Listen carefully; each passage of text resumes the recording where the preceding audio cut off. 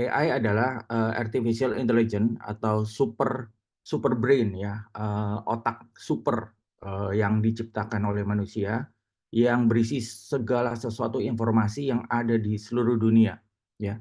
Jadi AI itu adalah satu mesin ya, dibilang super brain ya, otak yang super karena diisi oleh semua pengetahuan-pengetahuan yang ada di seluruh muka bumi. Itu dimasukkan dalam satu mesin yang namanya AI atau Artificial Intelligence atau kecerdasan buatan. Cuman pagi hari ini Bapak Ibu sekalian, saya tidak ingin membahas AI yang itu, tetapi saya ingin membahas AI versi yang berbeda, yaitu singkatan dari arahan ilahi Bapak Ibu sekalian. Saya akan mulai dengan ini Bapak Ibu. Penemuan-penemuan di dunia ya, dalam sejak tahun 1800-an, 1700-an sampai ke sini banyak sekali penemuan-penemuan di dunia ya. Dalam hal ini dalam bidang fisika, biologi, kimia, kedokteran dan lain sebagainya. Nah, ada beberapa penemuan besar di dunia yang ditemukan melalui perenungan atau meditasi. Ya, berikut beberapa contoh inspirasi dari penemuan-penemuan yang ada di dunia. Yang pertama, Sir Isaac Newton dengan hukum gravitasinya. Nah, kisahnya Isaac Newton yang paling terkenal adalah ketika ia sedang duduk di bawah pohon dan merenungkan alam. Ketika sebuah apel jatuh dari pohon, hal itu memicu Newton untuk memikirkan penyebabnya. Melalui perenungannya, Newton mengembangkan teori gravitasi universal yang menjadi salah satu landasan utama dalam ilmu fisika, Bapak Ibu sekalian. Yang kedua adalah Archimedes dengan prinsip hidrostatistikanya dia. Ya, Archimedes dikenal dengan kisah Eureka yang legendaris. Dia sedang merenungkan masalah bagaimana mengukur volume objek tidak beraturan ketika sedang berendam di bak mandi. Saat ia masuk ke air dan melihat air yang tumpah, ia menyadari bahwa volume air yang tumpah sama dengan volume objek yang tenggelam di dalamnya. Penemuan ini menjadi dasar bagi prinsip hidrostatistika. Ya. Yang ketiga adalah Albert Einstein dengan teori relativitasnya. Albert Einstein sering kali dikatakan mendapatkan ide-ide cemerlangnya melalui momen-momen kontemplasi mendalam. Salah satu kisah terkenal adalah ketika ia merenungkan bagaimana jika seseorang bisa menunggangi sinar cahaya. Pemikiran ini membawanya pada formulasi teori relativitas yang mengubah pemahaman manusia tentang ruang, waktu, dan energi. Dan yang terakhir Bapak Ibu, yang keempat adalah Nikola Tesla dan penemuan listrik arus bolak-balik atau alternating current.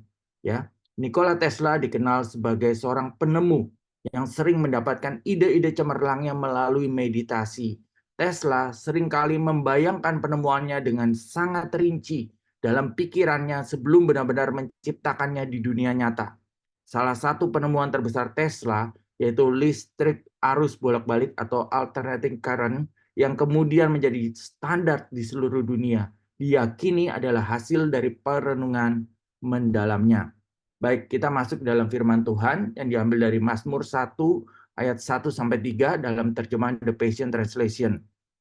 Judulnya The Tree of Life. What delight comes to the one who follow God's way. He won't walk in step with the wicked, nor share the sinner way, nor be found sitting in the scorner's seat. His passion is to remain true to the word of I am, meditating day and night on the true revelation of light. He will be standing firm like a flourishing tree planted by God's design, deeply rooted by the brooks of bliss, bearing fruit in every season of life. He is never dry, never fainting, ever blessed, ever prosperous. Ya, terjemahannya di dalam Mazmur 1 yang tadi telah kita baca, judulnya Pohon Kehidupan, dikatakan betapa besar kesenangan orang-orang yang mengikuti jalan-jalan Tuhan.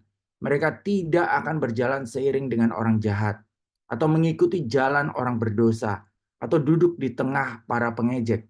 Kesenangan dan gairah mereka adalah untuk tetap benar kepada firman dari akulah aku.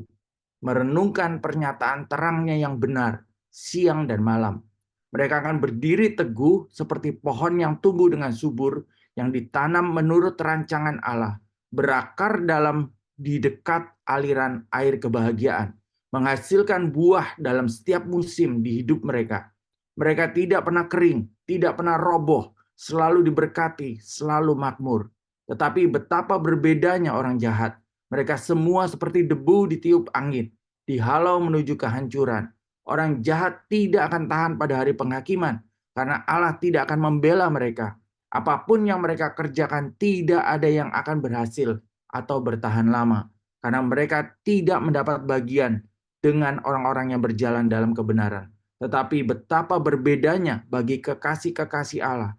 Tuhan menjaga mereka saat mereka berjalan maju, sedangkan jalan orang yang tidak mengenal Allah hanya membawa kepada malapetaka. Bapak Ibu sekalian, untuk salah satu cara kita untuk mendapatkan arahan ilahi atau mendapatkan petunjuk Tuhan atau mendapatkan cara Tuhan berbicara kepada kita adalah melalui firman yang direnungkan, Bapak Ibu sekalian. Terkadang kita tahu bahwa Tuhan bisa berbicara kepada kita melalui secara audible, melalui hati kita, ya, hati nurani kita, melalui firman Tuhan, ya, melalui mimpi, melalui penglihatan, melalui saudara seiman, melalui leaders yang ada, ya.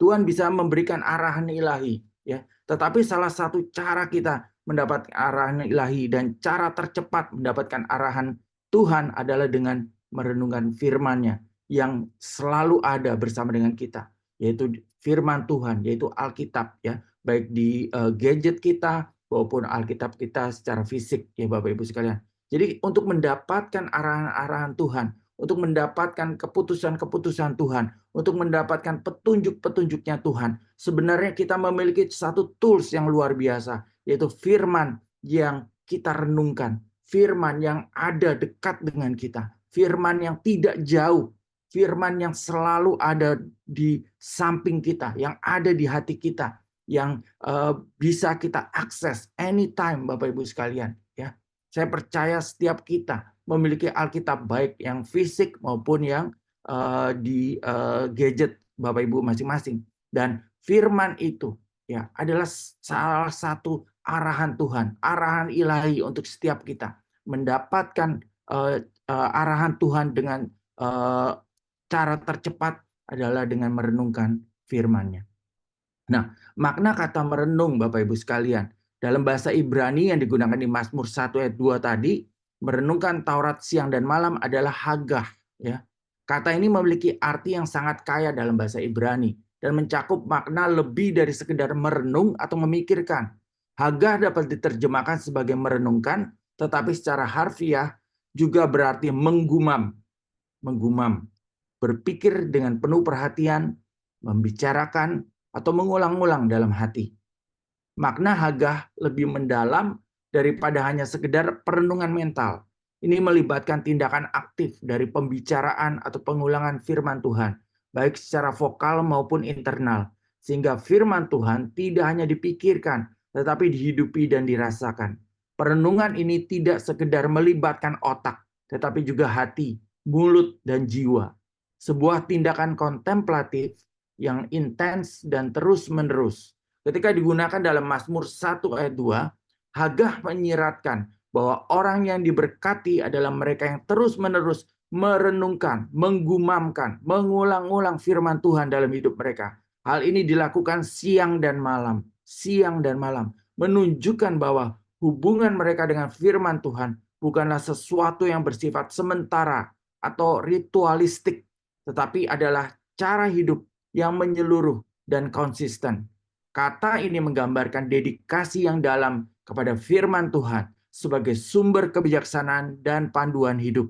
Dengan kata lain, hagah dalam konteks ini menekankan perenungan aktif dan berkelanjutan terhadap firman Tuhan yang membawa kepada transformasi hidup melalui hubungan yang erat dengan kehendak Tuhan.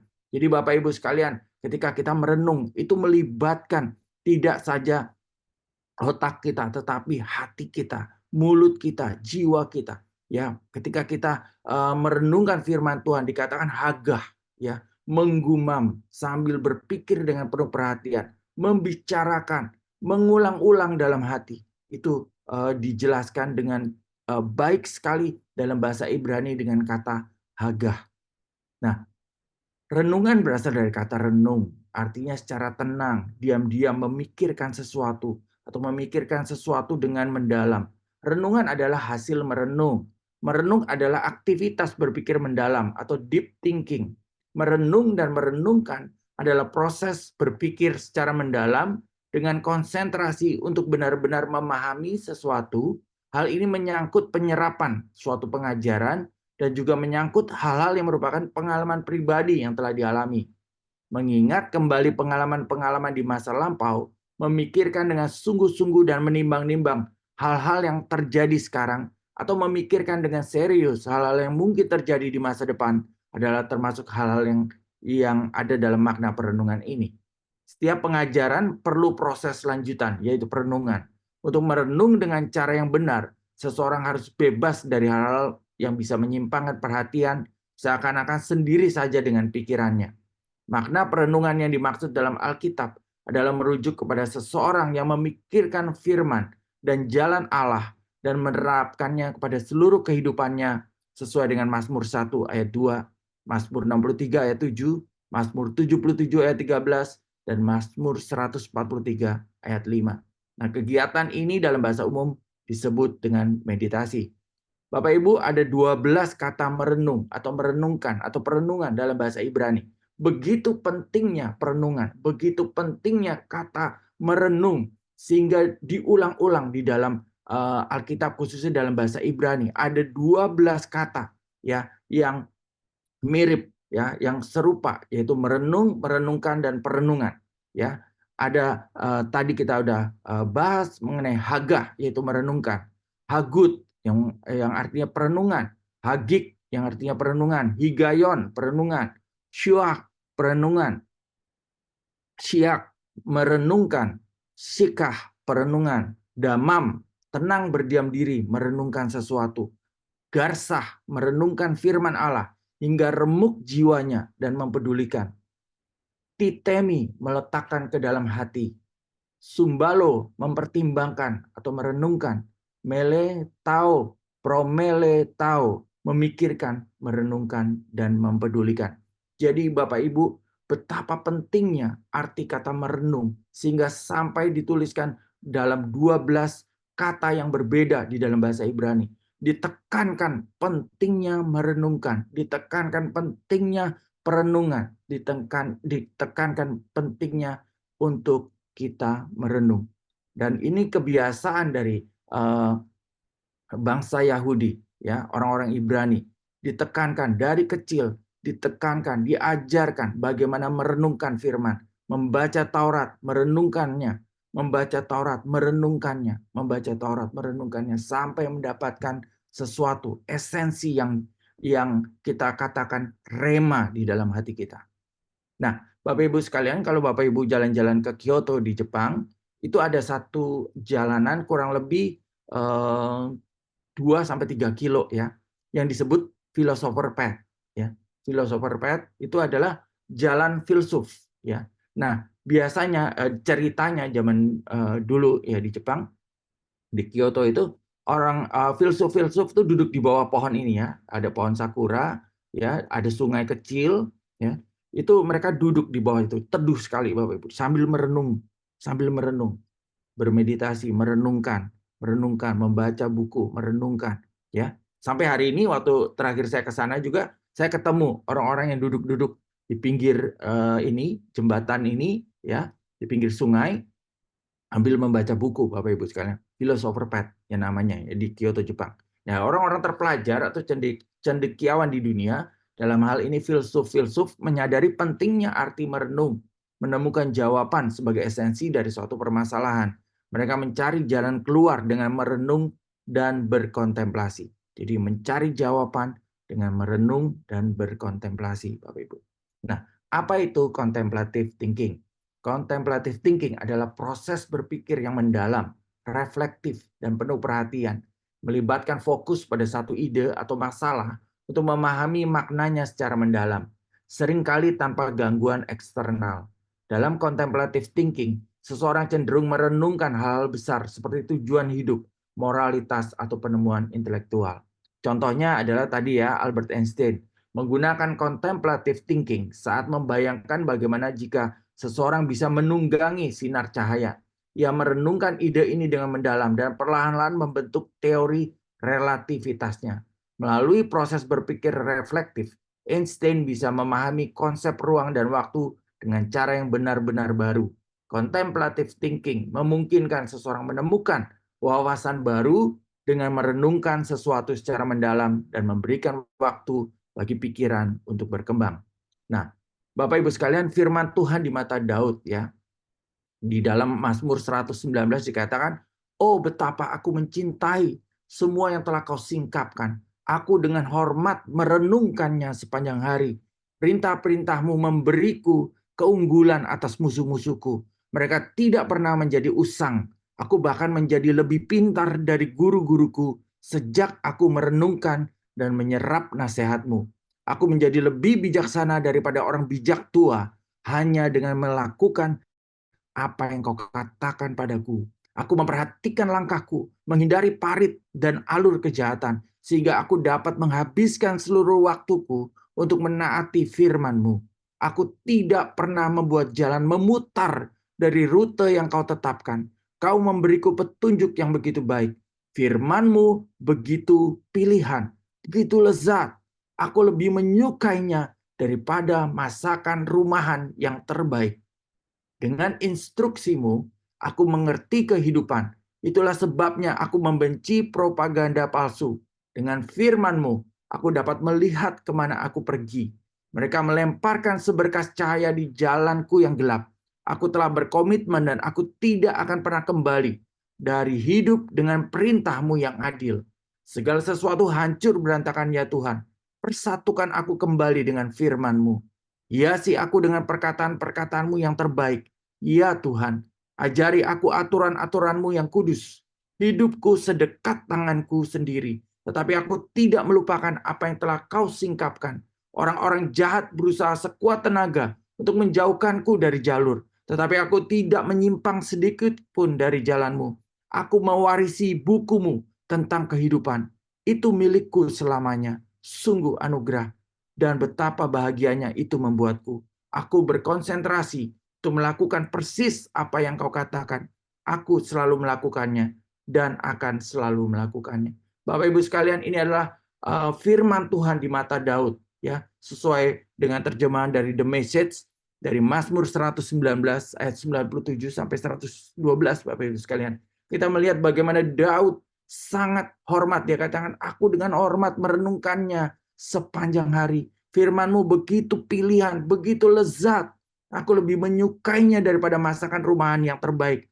Begitu rupa Daud menghormati, menghargai firman Tuhan, menghargai firman Tuhan yang dia peroleh, yang dia dapatkan, dia renungkan, bahkan dibandingkan dengan hal-hal yang lain yang dikatakan firman itu begitu lezat, lebih disukai daripada masakan rumahan yang terbaik. Bahkan firman itu dikatakan aku dapat melihat kemana aku akan pergi, dan seterusnya dan seterusnya. Jadi di mata Daud, firman Tuhan di mata Daud itu begitu berharga, begitu sangat-sangat precious, sangat berharga, dan sangat-sangat lezat. Dia mengolahnya, dia merenungkannya dengan hormat, dikatakannya Bapak Ibu sekalian. Nah, dalam proses sanctification Bapak Ibu sekalian, salah satu elemen penting adalah dengan merenung. Merenung adalah satu elemen penting dalam proses sanctification atau proses pengudusan. Dan itu tidak bisa diwakilkan atau tidak bisa di-bypass. Namun itu adalah proses daily atau proses harian, hari demi hari yang harus kita lalui, harus kita lewati. Setiap hari kita perlu dibasuh dengan firman yang direnungkan. Jadi Bapak Ibu sekalian, penting sekali kita dikuduskan hari demi hari. Ketika kita membaca firman Tuhan, ketika kita dibasuh dengan firman Tuhan yang kita renungkan tiap-tiap hari, seperti pada pagi hari ini, Bapak Ibu sedang dibasuh oleh firman Tuhan, diselimuti, diselubungi dengan firman Tuhan. Setiap hari dibasuh dengan firman Tuhan, menjadi serupa seperti Kristus. Tiap-tiap hari, proses yang daily Bapak Ibu, proses pengudusan. Nah, merdeka dalam merenung. Bapak Ibu sekalian, saya punya analogi sederhana ya.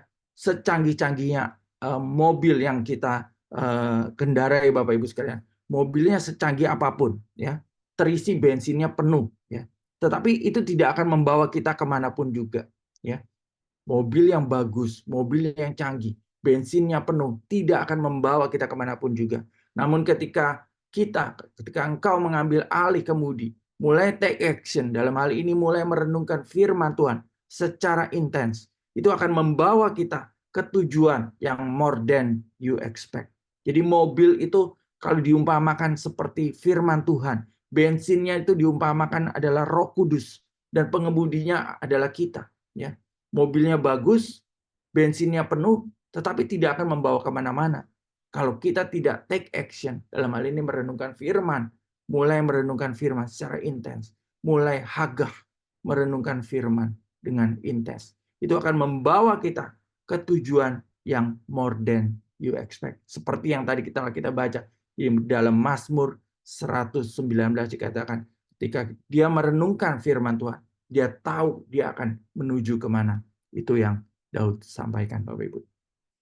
Nah, Bapak Ibu sekalian, kalau kita merenungkan firman, kita harus tahu juga cara kerja otak kita ketika kita menerima firman.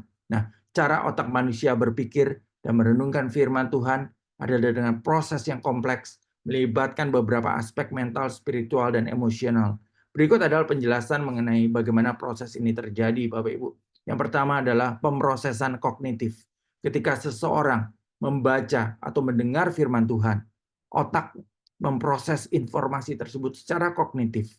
Ini melibatkan bagian otak yang bertanggung jawab atas pemahaman bahasa seperti korteks prefrontal yang mengelola penalaran, logika, dan pemahaman. Kata-kata dari Alkitab diuraikan menjadi makna yang dapat dipahami dan dipertimbangkan secara rasional. Jadi yang pertama adalah pemrosesan secara kognitif ketika kita membaca firman Tuhan. Yang kedua adalah asosiasi emosional. Firman Tuhan seringkali membangkitkan emosi yang mendalam, seperti kedamaian, harapan, cinta, atau bahkan pertobatan. Otak manusia memproses emosi ini melalui sistem limbik, khususnya amigdala yang mengatur emosi, serta hipokampus yang terkait dengan memori jangka panjang. Saat merenungkan firman, kita menghubungkan ayat-ayat dengan pengalaman hidup, perasaan, dan ingatan, menciptakan resonansi yang lebih dalam di hati kita. Jadi yang kedua adalah asosiasi emosional, ya. Dan yang ketiga, Bapak Ibu, cara kerja otak yang berikutnya, ketika kita membaca dan merenungkan firman, terjadi refleksi dan meditasi spiritual. Nah, proses merenungkan firman Tuhan biasanya melibatkan lebih dari sekedar pemahaman kognitif. Itu adalah tindakan meditasi spiritual. Ketika seseorang merenung, mereka memusatkan perhatian mereka pada pesan-pesan ilahi dengan harapan mendapatkan pencerahan atau bimbingan. Bagian dari otak yang terlibat dalam fokus dan perhatian seperti korteks cingulate anterior memainkan peran penting dalam meditasi ini. Melalui meditasi, otak dapat menyesuaikan pola pikir dengan prinsip-prinsip spiritual dan nilai-nilai yang lebih tinggi. Dan yang keempat, ketika kita membaca dan merenungkan firman, maka ada integrasi dengan keyakinan dan nilai. Setelah memahami firman Tuhan secara kognitif dan emosional, otak mulai mengintegrasikannya dengan keyakinan dan nilai-nilai individu. Ini terjadi di korteks prefrontal yang lebih tinggi, yang bertanggung jawab untuk keputusan moral dan refleksi diri. Di sini firman Tuhan diinternalisasi dan menjadi pedoman dalam kehidupan seseorang, mempengaruhi cara mereka bertindak, berpikir, dan berbicara dalam kehidupan sehari-hari. Jadi mulai dari sini mempengaruhi cara bertindak, berpikir, dan berbicara di kehidupan kita sehari-hari. Dan yang terakhir, yang kelima, cara kerja otak ketika kita membaca dan merenungkan firman adalah aktivasi respon neuroplastisitas. Berulang kali merenungkan firman Tuhan, ya, jadi berulang kali merenungkan firman Tuhan dapat mengubah cara otak bekerja yang dikenal sebagai neuroplastisitas. Dengan terus-menerus merenungkan pesan-pesan spiritual, jalur syaraf dalam otak dapat diperkuat atau diubah. Ini dapat mempengaruhi kebiasaan berpikir dan bahkan berperilaku seiring dengan terbentuknya kebiasaan baru yang didasarkan pada prinsip-prinsip yang diajarkan oleh firman Tuhan. Jadi inilah Bapak Ibu sekalian, ketika kita merenungkan firman Tuhan, ketika membaca firman Tuhan, ketika kita melakukan hagah, menggumam, mengulang-ulang dalam hati, dalam pikiran kita, mengulang-ulang firman Tuhan, merenungkan terus, daily, dan daily. Ini otak kita bekerja seperti ini, Bapak Ibu sekalian.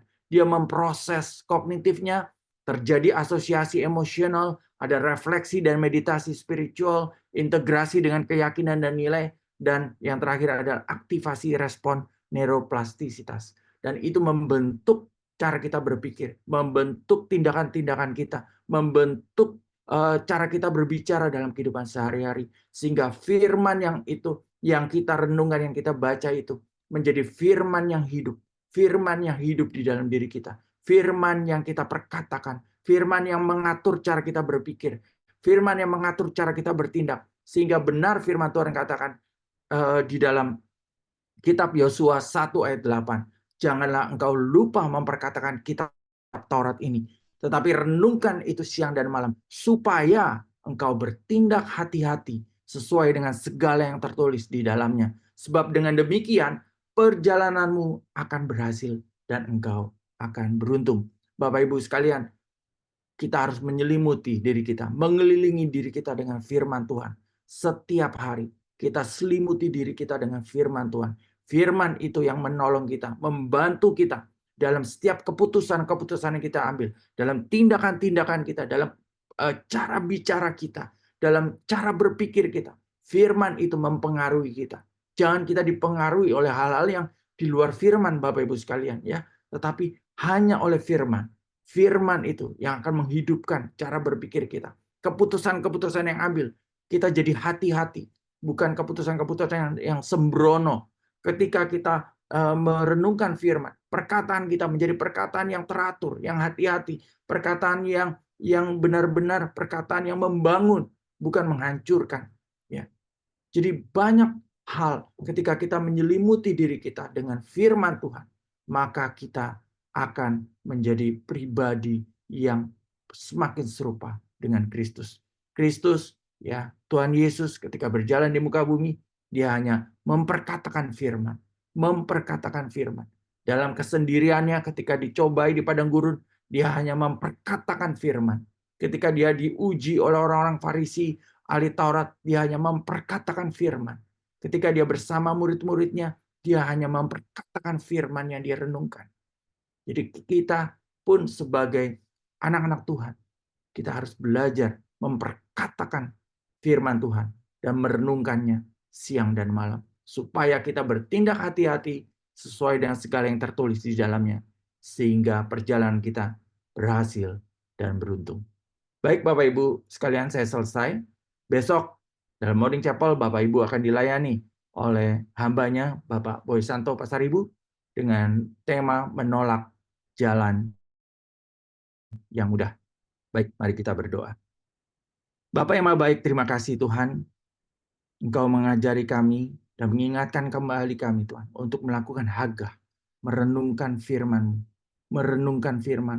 dan selalu dalam setiap hari kami tetap selalu merenungkan firman-Mu, sehingga perkataan kami, tindakan kami, cara berpikir kami hanya dipengaruhi oleh firman-Mu.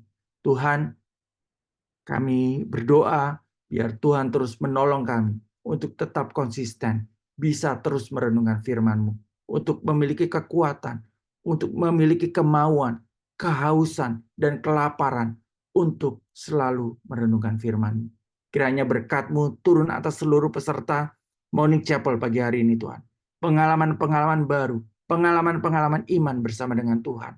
Biar kesehatan, kekuatan, pemeliharaan Tuhan selalu berserta dengan setiap kami. Dan setiap kita yang percaya katakan, amin. Tuhan memberkati dan selamat hari Selasa.